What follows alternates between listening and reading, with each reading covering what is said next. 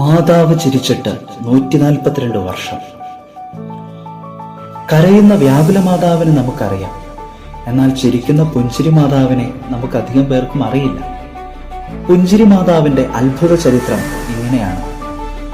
വിശുദ്ധ കൊച്ചുത്രേസ്യയുടെ പിതാവായ വിശുദ്ധ ലൂയി മാർട്ടിന് തന്റെ വിവാഹത്തിന് മുൻപ് അദ്ദേഹത്തിന് സമ്മാനമായി മാതാവിന്റെ ഒരു തിരുസ്വരൂപം ലഭിച്ചിരുന്നു. ഇരു കൈകൾ നീട്ടി പിശാചിനെ തല തകർത്ത് നിൽക്കുന്ന ഈ രൂപം പിന്നീട് തന്റെ ജീവിതത്തിൽ ഉടനീളം മാർട്ടിൻ കുടുംബത്തെ അനുഗമിച്ചിരുന്നു. 1735 എഡ്മേ ബൗചാർഡൻ സൃഷ്ടിച്ചതും പിന്നീട് ഫ്രഞ്ച് വിപ്ലവകാലത്ത് നശിപ്പിക്കപ്പെട്ടതുമായ മാതാവിന്റെ ഒരു രൂപത്തിന്റെ പകർപ്പായിരുന്നു ഈ തിരുസ്വരൂപം. വിശുദ്ധ ലൂയി മാർട്ടിനും വിശുദ്ധ സെലിഗ്വരിനും ഈ രൂപത്തോട് വലിയ ഭക്തിയും അടുപ്പവും ഉണ്ടായിരുന്നു. പ്രസ്തുത തിരുസ്വരൂപം വിശുദ്ധ സെലിയോട് ഒരു പ്രാവശ്യം സംസാരിച്ചിട്ടുമുണ്ട്. ലൂയി മാർട്ടിന്റെയും സെലിഗ്വരിന്റെയും 9 മക്കളിൽ ആദ്യത്തെ 4 പേരും വളരെ ചെറുപ്പത്തിൽ തന്നെ മരിച്ചുപോയി. അതിൽ ഹെലൻ എന്ന സഹോദരി മരിച്ച ശേഷം അവൾ ഒരിക്കൽ ഒരു ചെറിയ നുണ പറഞ്ഞിട്ടുണ്ടായിരുന്നതിനാൽ അതോർത്ത് വിശുദ്ധയ്ക്ക് വലിയ സങ്കടമായിരുന്നു. നുണ പറഞ്ഞതുകൊണ്ട് തന്റെ കുഞ്ഞ് സ്വർഗത്തിൽ പോയി കാണുമോ എന്നോർത്ത് അവൾ വളരെയധികം ദുഃഖിച്ചിരുന്നു. ആ കുഞ്ഞ് ശുദ്ധീകരണ സ്ഥലത്തായിരിക്കുമോ എന്ന ആശങ്കയോടെ മാതാവിന്റെ ഈ തിരുസ്വരൂപത്തിന് മുൻപിൽ ഒരു ദിവസം പ്രാർത്ഥിച്ചുകൊണ്ടിരിക്കുമ്പോൾ പരിശുദ്ധ അമ്മ വിശുദ്ധ സെലിയോട് ഇങ്ങനെ സംസാരിച്ചു: "എന്റെ മകളെ, ഹെലൻ ഇതാ എന്റെ അടുത്തുണ്ട്." അങ്ങനെ ഹെലൻ സ്വർഗത്തിലുണ്ടെന്ന് സ്ഥിരീകരണം നൽകിക്കൊണ്ട് വിശുദ്ധ സെലിയെ പരിശുദ്ധ അമ്മ ആശ്വസിപ്പിച്ചു. തന്റെ 4ാമത്തെ വയസ്സിൽ അമ്മ സെലിഗ്വരിൻ മരിച്ചതോടെ വിശുദ്ധ കൊച്ചുത്രേസ്യയുടെ ചുറുചുറുക്കും പ്രസരിപ്പും പാടെ നഷ്ടമായി. പിന്നീട് അവൾക്ക് അമ്മയായത് തന്റെ മൂത്ത സഹോദരിയായ പൗളിനായിരുന്നു. തന്റെ 10ാമത്തെ വയസ്സിൽ തന്റെ 2ാമത്തെ അമ്മയും അവളെ വിട്ടുപിരിഞ്ഞു. പൗളിൻ കർമ്മല മഠത്തിൽ പ്രവേശിച്ചതോടെ ത്രേസ്യയ്ക്ക് അവളുമായുള്ള ബന്ധം വിച്ഛേദിക്കപ്പെട്ടു. അതോടെ കൊച്ചുത്രേസ്യ വീണ്ടും തളരുകയും ക്രമേണ അവൾ രോഗബാധിതയാവുകയും ചെയ്തു. തുടർച്ചയായ തലവേദനയോടെയാണ് രോഗം ആരംഭിച്ചത്. ശൈത്യകാലം അടുക്കും തോറും ഇത് രൂക്ഷമാവുകയും വിറയൽ, കോച്ചുവലിവ്, ബ്രഹ്മാത്മകത, വേദന, വിശപ്പില്ലായ്മ എന്നിവയിലേക്ക് നയിക്കുകയും ചെയ്തു. സൈക്യാട്രിസ്റ്റ് ഡോക്ടർ മേരി ഡൊമിനിക് ഫൗക്കുറെ ഉൾപ്പെടെയുള്ള വിദഗ്ധരായ ഡോക്ടർമാർ കൊച്ചുത്രേസ്യയുടെ രോഗം കണ്ട് അമ്പരന്നു. 1883 ഏപ്രിൽ 6 ആരോഗ്യം സംഭരിച്ച് പൗളിന്റെ സഭാവസ്ത്ര സ്വീകരണത്തിന് ത്രേസ്യ പോയെങ്കിലും തിരിച്ചു വന്നതോടെ അവളുടെ ആരോഗ്യനില വീണ്ടും വഷളായി. ഈ രോഗാവസ്ഥയിൽ പിശാചുക്കൾ ത്രേസ്യയെ പരീക്ഷിച്ചുകൊണ്ടിരുന്നു. പിശാചുക്കൾ തന്റെ അടുത്തേക്ക് വരുന്നതും തന്നെ ആശ്വസിപ്പിക്കാൻ മാലാഖമാർ വരുന്നതുമൊക്കെ വ്യക്തമായി ത്രേസ്യ കാണുന്നുണ്ടായിരുന്നു. തന്റെ രോഗാവസ്ഥയെക്കുറിച്ച് കൊച്ചുത്രേസ്യ തന്റെ ആത്മകഥയായ നവമാലികയിൽ ഇങ്ങനെ എഴുതുന്നു: "ഞാൻ ചിന്തിക്കാതിരുന്ന സംഗതികൾ ഞാൻ പറയുകയും പ്രവർത്തിക്കുകയും ചെയ്തിരുന്നു. സദാസമയവുമെന്ന് തന്നെ പറയാം, ഞാൻ അബോധാവസ്ഥയിലാണെന്ന് തോന്നുമായിരുന്നു. അർത്ഥമില്ലാത്ത വാക്കുകൾ പറയുന്നുമുണ്ടായിരുന്നു. എന്നിരുന്നാലും ഒരു നിമിഷത്തേക്ക് പോലും ഞാൻ പ്രജ്ഞാരഹിതയായിരുന്നില്ലെന്ന് എനിക്ക് നല്ല നിശ്ചയമുണ്ട്. പലപ്പോഴും ബോധമില്ലാത്ത മാതിരി തീരെ ലഘുവായ ചലനം പോലും ഇല്ലാതെയായിരുന്നു എന്റെ കിടപ്പ്. അപ്പോൾ ആർക്കും ഇഷ്ടം പോലെ എന്നോട് എന്തും ചെയ്യാൻ, കൊല്ലാൻ പോലും എന്നിൽ നിന്ന് യാതൊരു എതിർപ്പും ഉണ്ടാകില്ലായിരുന്നു. എന്നുവരികിലും എന്റെ ചുറ്റും നടന്ന സംസാരമെല്ലാം ഞാൻ കേൾക്കുന്നുണ്ടായിരുന്നു. അവയെല്ലാം ഇപ്പോഴും ഞാൻ ഓർമ്മിക്കുന്നുമുണ്ട്. ഒരിക്കൽ വളരെ നേരത്തേക്ക് എനിക്ക് കണ്ണു തുറക്കാൻ സാധിക്കില്ലായിരുന്നു. പിന്നീട് ഞാൻ തനിച്ചാണെന്ന് കണ്ടപ്പോൾ ഒരു നിമിഷത്തേക്ക് കണ്ണു തുറക്കാനും എനിക്ക് കഴിഞ്ഞു. പിശാചിന് എന്റെ മേൽ ബാഹ്യമായ സ്വാധീനമുണ്ടായിരുന്നെന്ന് ഞാൻ കരുതുന്നു. എന്നാൽ എന്റെ ആത്മാവിനെയോ ചേതസ്സിനെയോ സമീപിക്കാൻ അവന് കഴിഞ്ഞിരുന്നില്ല. ചില സാധനങ്ങളെക്കുറിച്ച് എന്നിൽ അജയ്യമായ ദുശങ്ക ഉളവാക്കാൻ മാത്രം അവന് സാധിച്ചു. ഉദാഹരണമായി ഏതാനും ഔഷധങ്ങളെക്കുറിച്ച്. അവയുടെ പ്രയോഗത്തിന് എന്നെ വഴിപ്പെടുത്താനുള്ള ശ്രമം നിഷ്ഫലമാവുകയാണ് ഉണ്ടായത്. പിശാചിനെ എന്റെ അടുക്കൽ വരാൻ അനുവദിച്ച നല്ല ദൈവം ദൃശ്യരായ മാലാഖമാരെയും എന്റെ പക്കൽ അയച്ചു.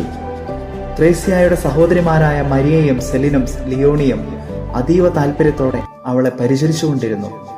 കൊച്ചുത്രേസ്യയുടെ ഏറ്റവും പ്രിയപ്പെട്ട സഹോദരിയായ സെലിനാകട്ടെ തനിക്ക് ചെയ്തു തീർക്കേണ്ടതെല്ലാം വേണ്ടെന്ന് വെച്ച് തന്റെ കുഞ്ഞനുജത്തിക്ക് കൂട്ടിരിക്കുമായിരുന്നു. 7 മാസത്തോളം ഒരു മാറ്റവുമില്ലാതെ കൊച്ചുത്രേസ്യ രോഗിണിയായി കിടന്നു.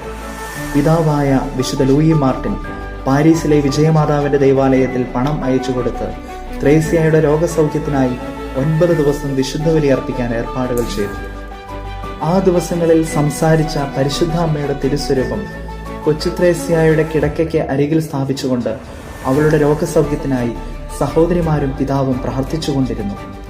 ഒടുവിൽ അവരുടെ പ്രാർത്ഥനയ്ക്ക് ഉത്തരമെന്നോണം പരിശുദ്ധാമ്മയുടെ രൂപം ത്രേസ്യയുടെ മേൽ പുഞ്ചിരി തൂകി അവളെ സുഖപ്പെടുത്തി. വിശുദ്ധ കൊച്ചു ത്രേസ്യയുടെ വാക്കുകളിൽ നിന്ന് തന്നെ നമുക്കത് ശ്രവിക്കാം. മരിയ ചേച്ചിയുടെ മുറിയിലായിരുന്നു എൻ്റെ കിടപ്പ്. ഒരു ദിവസം അപ്പച്ചൻ അങ്ങോട്ട് കയറി വരുന്നത് ഞാൻ കണ്ടു. അദ്ദേഹത്തിന്റെ മുഖഭാവം അത്യന്തം മ്ലാനമായിരുന്നു. കുറെ നാണയങ്ങൾ ചേച്ചിയുടെ കയ്യിൽ കൊടുത്തിട്ട് പറഞ്ഞു, പാവം കുഞ്ഞുമോളെ സുഖപ്പെടുത്താൻ വേണ്ടി വിജയമാതാവിന്റെ സ്തുതിക്കായി കുറെ ദിവ്യപൂജ അർപ്പിക്കാൻ നിയോഗിച്ചുകൊണ്ട് ആ തുക പാരീസിലേക്ക് അയച്ചു കൊടുക്കാൻ എൻ്റെ പ്രിയപ്പെട്ട രാജാവിൻ്റെ വിശ്വാസവും ദൈവസ്നേഹവും കണ്ടപ്പോൾ എൻ്റെ മനസ്സലിഞ്ഞുപോയി. കൃത്രിമമായ സന്തോഷഭാവം അപ്പച്ചനെ ഞാൻ പലപ്പോഴും കാണിച്ചിട്ടുണ്ട്. ഒരത്ഭുതം പ്രവർത്തിക്കാൻ എൻ്റെ ആശങ്കകൾക്ക് ശേഷിയില്ലല്ലോ. എനിക്ക് സുഖമുണ്ടാകാൻ വാസ്തവത്തിൽ അങ്ങനെ വല്ലതും ആവശ്യമായിരുന്നു. വിജയമാതാവ് അത് നിർവഹിക്കുകയും ചെയ്തു. നവനാൾ പൂജ നടന്നുകൊണ്ടിരിക്കെ ഒരു ഞായറാഴ്ച എന്നെ ലയോണി ചേച്ചിയുടെ സൂക്ഷ്യത്തിൽ ഏൽപ്പിച്ചുകൊണ്ട് മരിയ ചേച്ചി തോട്ടത്തിലേക്ക് പോയി. ലയോണി ചേച്ചി ജനലിന്റെ അരികെ ഇരുന്ന് വായിക്കുകയായിരുന്നു. അല്പം കഴിഞ്ഞപ്പോൾ സാമാന്യം താണസ്വരത്തിൽ അമ്മച്ചി അമ്മച്ചി എന്ന് വിളി തുടങ്ങി. ആ വിളി സദാ കേട്ട് തഴങ്ങിയിരുന്ന ചേച്ചി ഒന്നും വകവെച്ചില്ല. കുറേയേറെ നേരം ഞാൻ തുടരെ വിളിച്ചു, പിന്നെ സ്വരമുയർത്തി വിളിച്ചു. അപ്പോഴേക്കും മരിയ ചേച്ചി വന്നു. ചേച്ചി വന്നു കയറുന്നത് ഞാൻ നല്ലവണ്ണം കണ്ടെങ്കിലും അത് ചേച്ചി തന്നെയാണെന്ന് തിരിച്ചറിയാൻ എനിക്ക് കഴിഞ്ഞെന്ന് പറയാൻ നിവൃത്തിയില്ല.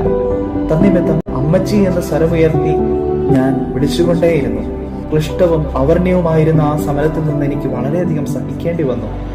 മരിയ ചേച്ചിയുടെ കഷ്ടപ്പാട് എന്റേതിലും വളരെ അധികമായിരുന്നു. ചേച്ചി അടുത്തുണ്ടെന്ന് എന്നെ ധരിപ്പിക്കാൻ ചെയ്ത ശ്രമം വിഫലമായപ്പോൾ ലയോണി ചേച്ചിയും എൻ്റെ പ്രിയപ്പെട്ട സെലിൻ ചേച്ചിയും ഒന്നിച്ച് മരിയ ചേച്ചി എൻ്റെ കട്ടിലിനടുത്ത് മുട്ടുകുത്തി. അനന്തരം പരിശുദ്ധ കന്യകയുടെ നേർക്ക് തിരിഞ്ഞ് സ്വന്തം കുഞ്ഞിന്റെ ജീവൻ യാചിക്കുന്ന ഒരു അമ്മയുടെ തീക്ഷ്ണതയോടെ ആ മാതാവിനോട് അപേക്ഷിച്ചു. ഞാനും ഭൂമിയിൽ വേറെ അവലംബവും ഒന്നുമില്ലെന്ന് കണ്ട് സ്വർഗത്തിലെ അമ്മയുടെ നേർക്ക് തിരിഞ്ഞ് എങ്ങനെയെങ്കിലും തന്റെ മേൽ കനിയണമേ എന്ന് അപേക്ഷിച്ചു. പരിശുദ്ധ കന്യക പെട്ടെന്ന് അത്യന്തം സൗന്ദര്യവതിയായി കാണപ്പെട്ടു. അത്ര മനോഹരമായ ഒരു സൗന്ദര്യം ഞാൻ ഒരിക്കലും കണ്ടിട്ടില്ല. മുഖത്ത് സ്ഫുരിച്ചിരുന്ന ആർദ്രതയും വാത്സല്യവും അവർണ്യമായിരുന്നു. അതിനിടയിൽ പരിശുദ്ധ കന്യകയുടെ കരൾ കവരുന്ന പുഞ്ചിരി എൻ്റെ ആത്മാവിന്റെ അഗാധ തലത്തിലേക്ക് ചുഴിഞ്ഞിറങ്ങി.